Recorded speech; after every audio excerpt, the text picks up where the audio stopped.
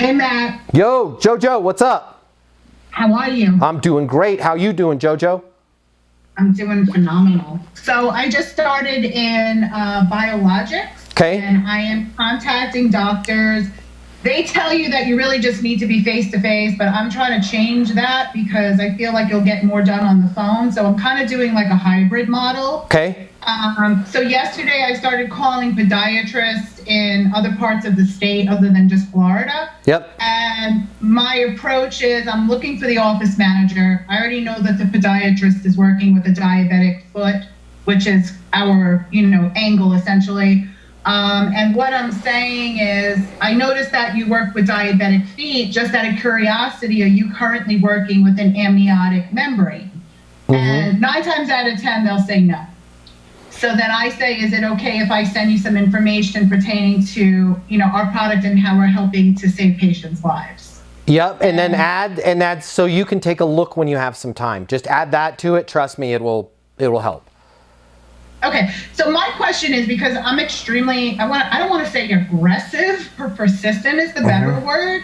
What is a good time? Because I'm going to follow up with them tomorrow. Is that too soon? Am I acting too anxious?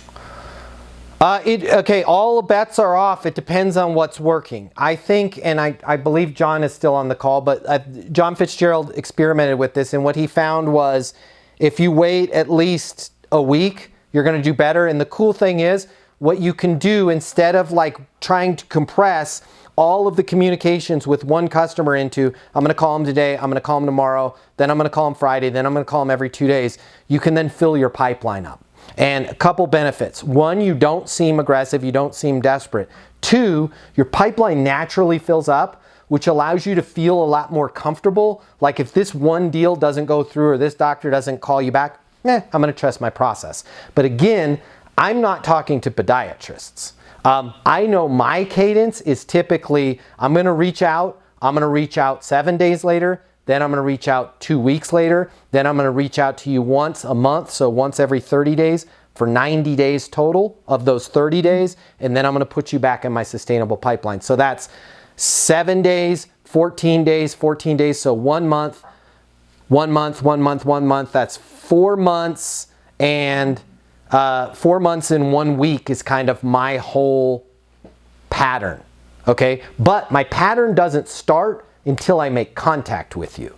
If I'm just getting your voicemail, for me and for my salespeople that I coach that work for my companies, we're leaving you a voicemail, and then at most we're waiting at least a month to call you back again. In most cases, we're only calling you 4 times a year, and if we don't have enough people in our pipeline, we're focusing on getting more people to call. We're not calling the same person and leaving a voicemail every 2 days or every week. At best, it's once a month. Make sense? So my advice is whatever's working, Joanne, double down on, but I wouldn't do a call again the next day, especially with a physician and some of the other people. I don't know if they're on the call. I don't want to name corporate names, but there's a lot of people that call, a lot of physicians that tend to hang out on these calls.